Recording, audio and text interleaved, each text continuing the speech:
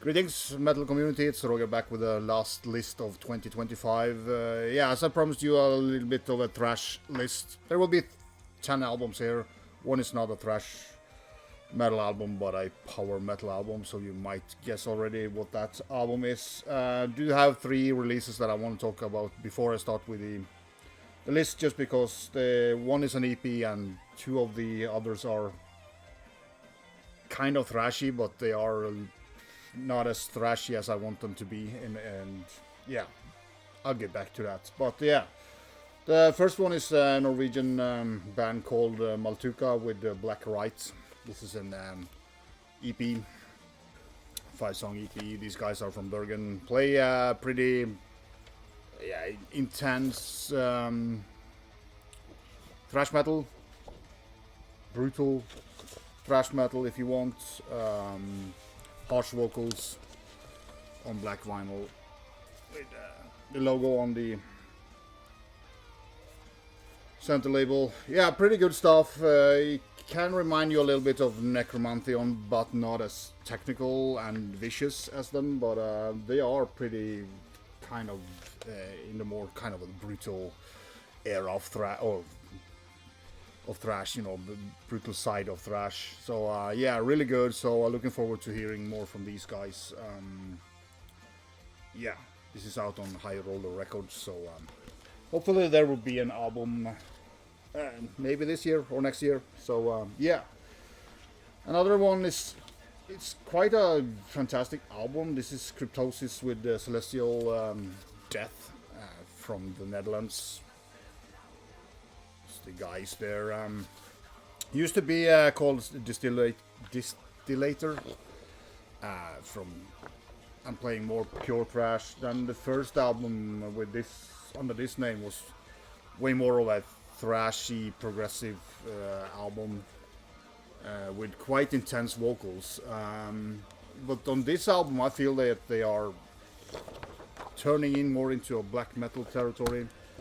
A little bit more symphonic, so you could almost call it technical symphonic black and thrash if you want to, but I just can't decide you know, what I think about the style, because I kind of want them to play more technical thrash because they're really good at it. But it's still a very well composed album. The songs are great. As I said, the vocals are a little bit intense. But he's better on vocals here than he was on the previous album. He's not as barky as he was on the previous album. But yeah, this is kind of a band that I think falls right between all the chairs they can fall into, and I don't see a lot of people talk about this band, and it's a shame because they create great music. It's just yeah, it's kind of a conflicting album in terms of styles, and they kind of form their own path, and that's cool. I just miss their great technical thrash. There are some really technical, cool, progressive thrash pieces inside here, but for the most part, I feel they are turning a little bit more towards black metal and of a more symphonic style as well. So yeah, and I can never every time I listen to it, I never can totally decide on how much I like it. Yeah. And another one is kind of in the same, have the same problem, not necessarily black metal, but this is Sarcater with Swarming Angels and Flies, Swedish band. I think this guy is the son of what's his name? Tervonen from The Crown. Yeah, Matteo Tervonen is his name, and he's a really young guy, and he was only like 14 or 15 when they released their first album. So this is their third album, and this is kind of a mix of the first album and the second album. The first album was like a full throttle, speedy, thrashy, insane album. Second album was a long, more kind of progressive and kind of a more deathier, like the Gothenburg style. And this album is also, it starts off very thrashy and intense, but then it goes over to a little bit more of that Gothenburg style. It has a little bit to do with its vocals being very like that style. It's not a blackened vocal, but it's more like a you know, what's called melodic death metal. So it is kind of a mixed album. I still think this is a really good album, but again, you're sitting there and kind of wondering what are you listening to, or it gets a little bit too varied to kind of, yeah, they kind of try to get it together, like and still I still feel that they try to find the exact sound that they are looking for, but they're really close here, I feel, because the previous album was just a little bit too much all over the place, but this album is better structure in it, and it's kind of yeah, the three first songs here are like very intense thrashy songs, and then it kind of slides gradually over to a more melodic death metal in a way. So yeah, but very talented guys, and you know, I will for sure probably buy their next album as well, because I do enjoy all the three albums. It's just like sometimes you are a little bit, when you sit to listen to it, you kind of, if you're in the mood for thrash and suddenly something else comes in, it's a bit weird. But yeah, over to the top 10. We start with the French guys in, oh, let me get this booklet out, Mortal's Scepter, with the Ethereal Dominance out on Extreme Music. This is also, as most of these thrash releases are, very kind of more towards death thrash or extreme thrash, if you want to. These guys are also kind of very brutal, or more of the brutal side of thrash. Reminds me a little bit of Necrowretch, that intensity they have in the music, but I like that style of thrash. I wouldn't call them, you know, death thrash, but it's definitely on the more brutal side of thrash metal, and it's a really good album, well written, great songs. I haven't played this more than 7-8 times, so that's why it's kind of number 10. It might have been higher up, because this is a really good album in a thrashy style that I prefer towards other bands for the most part. But yeah, there are several bands on this list that are in the same vein as this one, so yeah. One that kind of surprised me a little bit was this one, Sodom, the Arsonist. I'm not like a massive Sodom fan, but I have to admit this album was pretty damn good, and awesome artwork, of course. Everybody knows Sodom, so there's not much to say. They have kind of not reinvented themselves that much, but they kind of managed to keep themselves modern enough to fit in with the thrash metal now. They don't sound like they are stuck in the 80s. Yeah, but I mean, this skull is so fucking awesome. Yeah, and why did I buy a double vinyl? That's just because it was on sale, so I got it almost for the same price as the new CD cost. So I picked it up on vinyl, but therefore I haven't played it as much as I should, but it's a really good album, and yeah, very pleased with the Sodom's kind of, in a way, comeback to form, I would say, and the last couple of releases. Then we're going to the power metal in this list, and that's of course the new Helloween album, Giants and Monsters. Not as good as the previous one. I wasn't expecting that either to happen.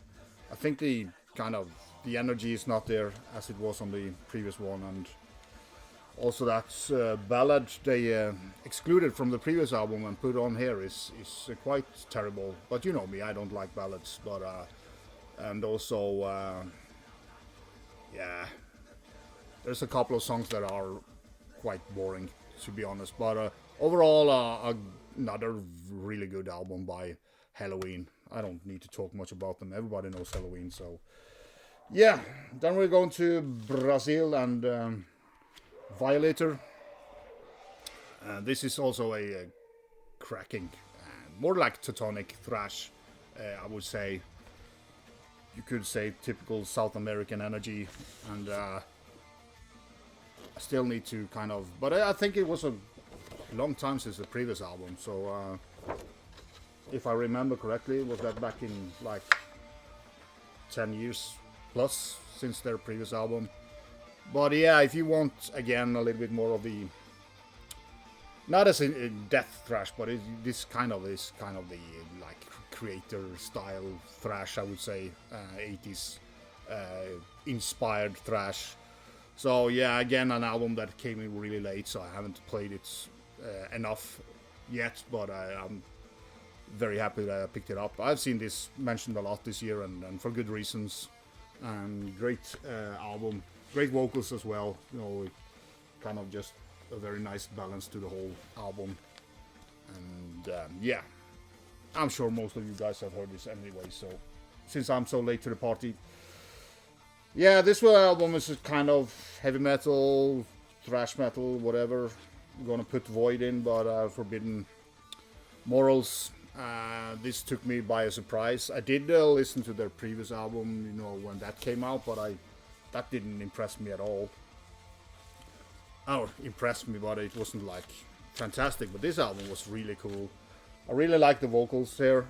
It's kind of mixing it with, you know, high-pitched heavy metal vocals to more thrashier, like maybe Forbidden and stuff like that.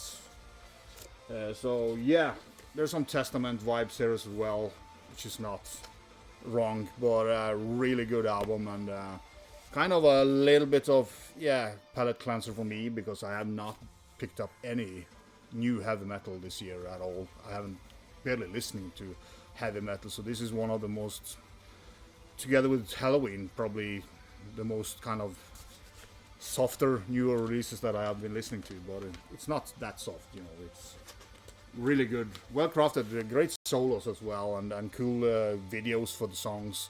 So very well done project, this one. So and they look the part. So great album. If you haven't checked out Void, because they seem like more like maybe a heavy metal band, but it is a heavy / power thrash band, and they are really good at what they're doing.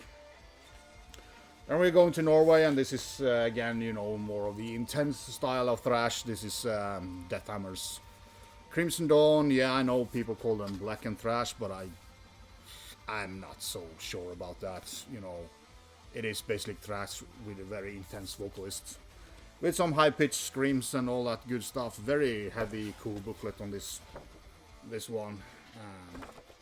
Yeah, a really cool cover, but you kind of miss the like semi bad drawn artwork that has been on the previous albums, which has kind of been their trademark. But yeah, no, change it up a little bit. This is their best release in my opinion. Like song-wise, structure-wise, production-wise, everything is really well done here. Yeah, just a great banger of an intense thrash metal album, and great album.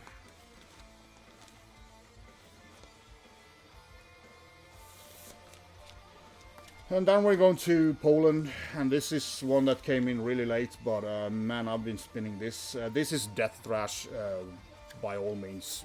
Pandemic Outbreak with Torment Beyond Comprehension. This is, I mean, the music here is like 80% thrash, I would say, but vocals are most definitely on the death side. Awesome artwork again. I don't remember who did this artwork, but really cool. And they have the kind of the close-up here on the back side. Yeah, gatefold with the lyrics. Again, a very well done edition. This is out on Gods of War. This is not a nice vinyl color, but does it fit the cover? I don't know. But there wasn't any black vinyl, so sometimes I just have to bite the bullet and pick up this is an album that I really wanted on vinyl because it is very well produced and sounds great. Great songs. I mean, the riffing here is awesome. It's a little bit more kind of... I don't want to compare them to anyone really, because it is not often that you hear that kind of growly vocals on a 80% thrash album. It is kind of on the heavier side of thrash, of course, the music as well, but and the vocals fits very well. So if you haven't checked out this album and are kind of, it is not a death metal album. It might look like that, but for me, it is a brutal thrash metal album / death thrash. Mostly because of the vocalist, but also kind of really heavy sound on it. Then we're going to Germany and legends from Germany, Paradox with Mysterium.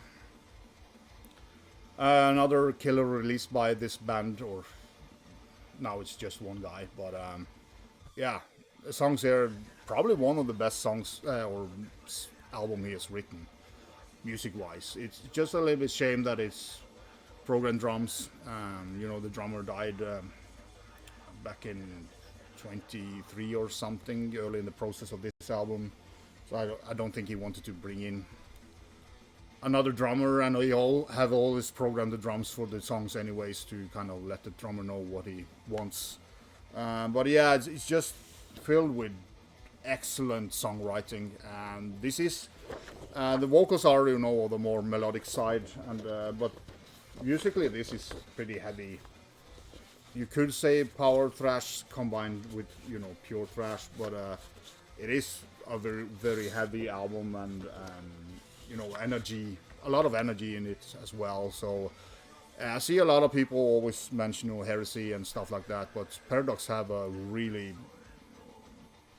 really good discography. So if you haven't checked it out, go and listen to it, because this is pure classic thrash from Paradox, and with clean vocals. So he just keeps the good songs coming. Now we're going to Chile, Mental Devastation with the Dissolution Mystery of the Self Part 2. Awesome progressive technical thrash from Chile, as I said. Just a really well written album. I do still prefer the previous one, but I think the vocals here are better than the previous album. Not as kind of he was a little bit staccato on the previous one in some sense, but this is awesome album. I haven't seen a lot of people talk about it, but Callan from Killing for Company and a couple of others have shown it, and you should go and check it out. This is pure quality. If you like the more technical progressive side of thrash, it's not like massively technical and progressive, but it's filled with great instrumentation, and of course bass playing in Chile seems to be a high priority, and no exception with this band. The bass lines are awesome, but everything here is fucking well done, and killer album. Then we are going to the band that's playing in the background. This is again Chile, and this time it's death thrash with Demiurgus, Equilibrio. This was released on Awakening Records, one of the new releases that I have. Awakening Records are probably more known for their reissues, but this is awesome stuff. If you like Apostasy and bands like that, it is in that vein. I can play a little bit snippet of it.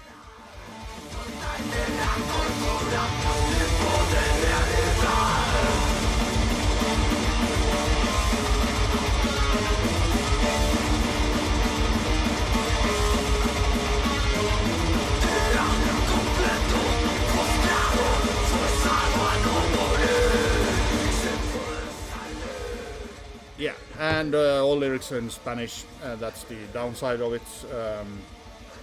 But there are, yeah, translated lyrics here, so you get kind of the Spanish side and the English side. So that's cool. But yeah, really good stuff, and I played this a lot. Probably one of my most played Thrash album, apart from number 1. But so that's the reason why this is number 2. It's just been a fucking blast playing this album over and over again, and this is Awakening Records. You can find that album there if you are interested in more of a I would say death thrash, but you know, a lot of thrashy riffs. Awesome album. And number 1 is of course Poland's Species with Changelings. Don't need to say much about this album other than the color variant is awful, but but the music is awesome. I really like this style of thrash, technical, progressive, and very well played and written. The vocals are a little bit intense on the first song, but he kind of finds his groove later on, you know, throughout the album. I was kind of fearing, because of the previous album, I was kind of fearing that the kind of slightly barking voice would be all over the album, but it's not. So I was very pleased with that. Really like the instrumental track on the end of side A. I think that is a absolutely killer riff on that. But all the way through, great songs, you know, well produced. An album that I think do very well on vinyl, and even better if it had been on black. Out on $20 spin, and there's not a lot of stuff that I picked up last year on $20 spin, but they managed to put out this one, and I'm happy for it. Just a fantastic album. Seen this been mentioned a lot, so no point in sitting here and blabbering about it. Already used 22 minutes here, so yeah. That was it for this kind of thrashy list, and will be some. I have a massive stack of vinyls to show, so probably gonna be a couple of longer updates, even though I said I wouldn't do those anymore. But so thanks as always for watching, and comment below on your top thrash albums.